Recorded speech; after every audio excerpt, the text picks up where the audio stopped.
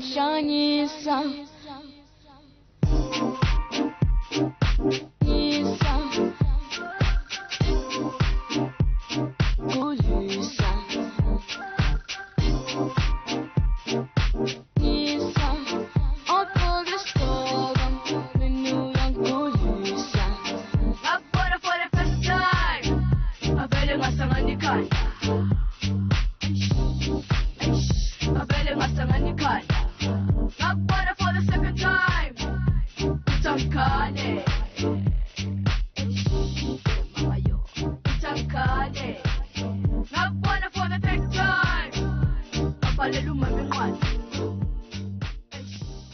So tributes continue to pour in for Queen of Kwaito, Nomasonto Maswangayi, popularly known as Mshoza. The 37-year-old was known for her ghetto fabulous sass and her tomboy look.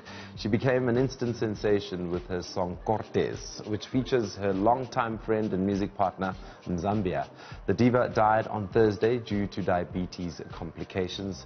Throughout her career, Mshoza was known for being carefree, energetic, but also humble and loving. She was soft-spoken, but full of life. She made headlines for many different reasons, from her skin-lightening journey to opening up about her abusive relationship with an intimate partner. She was a mom to 2 beautiful children and will forever be remembered as a star.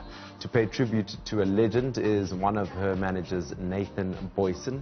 Nathan, thank you for your time and thank you so much for joining us on Weekend Dawn. I know it's a very somber mood, but we need to celebrate a life of a queen, a woman who defined the genre of Kwaito music in South Africa. Did you ever think that you would get to that level when you met her for the first time? Well, nah. Honestly, no, I didn't. Things were even a bit rough the time we met, and it was more fixing things to get her back in what we normally know her as. But then, yeah, we did it well. And you've worked with numerous artists throughout your career as well, but what was it like working with somebody like Mshoza? It was an experience. It was a beautiful experience. It was... The nice thing about working with her was it felt like working with a sibling. It didn't always feel like a job.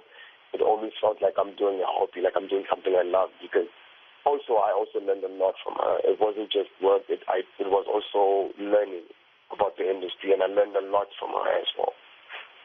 I'm listening to the song that we just played now in the intro of this interview, and I'm thinking, that song has to stay alive. We've got to keep Mshoza's legacy alive. How would you want us or want any fans to keep Mshoza's memory alive? Music, obviously. Nightclubs, events, parties, radio stations, television, just keep the name alive. Sometimes someone passing means if we do want a legacy to go on, we don't stop the music. Music is life. Music is a language. Music is a lot of things. Music is how we remember people. So if people would just continue playing the music, that will mean a lot, I think, also for our family. And Kwaito music on the whole, the fact that she played such a big role in Kwaito music, and then you look at what Kwaito music has become right now. How do we keep the legacy of Kwaito music alive? Music changes. Music changes. There are new genres. Even now, there are new genres that we never even thought would exist. And even Kwaito itself has changed. It's not the same as it started. There were just other elements added to it, but at least it's not a dying genre. It just keeps improving. So even with the latest album now, the last music that she made now was still Kwaito, but with added spices in it. So at least it's not dying. It just keeps improving. Now, let's talk about other artists in the industry who have come and gone, some of them still around, but some of them obviously struggling in terms of paying for their way to get through life. What advice would you give to many artists out there who unfortunately are leaving loved ones behind and obviously not leaving a lot of money for their loved ones to carry on? What would the advice be to artists out there? Artists need to learn how to educate themselves, especially musically. artists die broke because they're just happy for the fame. Fame doesn't always pay the bills, and then you cannot be well known everywhere in Africa, but you cannot maintain yourself. You don't have money. You need to learn what being an artist is, how to go about in life. Most artists who are big now in the industry have learned that start businesses, learn how to get paid and how to stay paid in the music industry.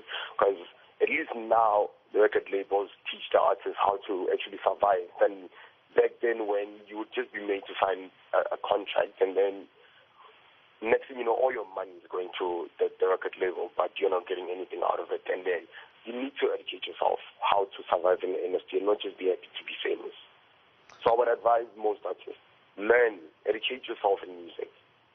And with regards to Mshoza, I mean, she started her career quite young, in her teens, making her debut on Jam Alley and being discovered from there, and dying also quite young at the age of 37.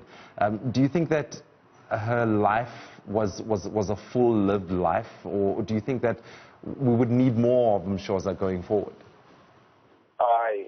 She lived a full life. That if anyone who knows her personally would tell you, she lived a full life.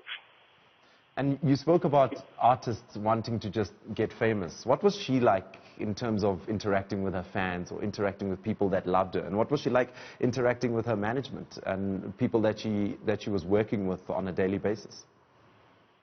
Mshoza was a people's person. She was known as a people's person. And even with the people that we worked with on our company, Fresh Money Family, that's why even in the name there was family. It was like working with siblings, every one of us. There was no one who was treated differently. All of us were, well, either her kids or her siblings. That's the kind of person she was. All right, Nathan, thank you so much for your time. Nathan Booysen, one of Mshoza's managers, just telling us about the life and times of Mshoza. As you know her for the hit song Cortez, we know her as the Queen of Kwaito music. She defined a genre of music at a time when Kwaito music was picking up. At a very tender age of 16, 17, she defined Kwaito music with that song Cortez, featuring Mzambia. A big rest in peace to Mshoza. As you know, she passed away at the age of 37 on Thursday. Now, up next on the show is a recap of the headlines at the half hour. Then Dumikhaswe chats to head coach of Banyana Banyana, Desiree Ellis, about her elaborate and successful career. Stay with us. It's Weekend Dawn on Channel 405.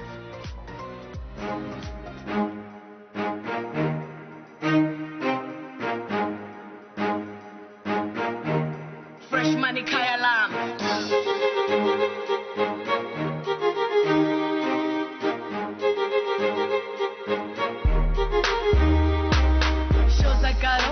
Circle got smaller, now we are bone. No bano magoya, bano beloya, bano beloya. Divorce, funeki lawyer, no bega soda, fast we are coma. Celebrating, sing us from my feet. Mashadi Cortez, one of the weapon. Ratatata, take to pull like a coma. Dance, I know chorus.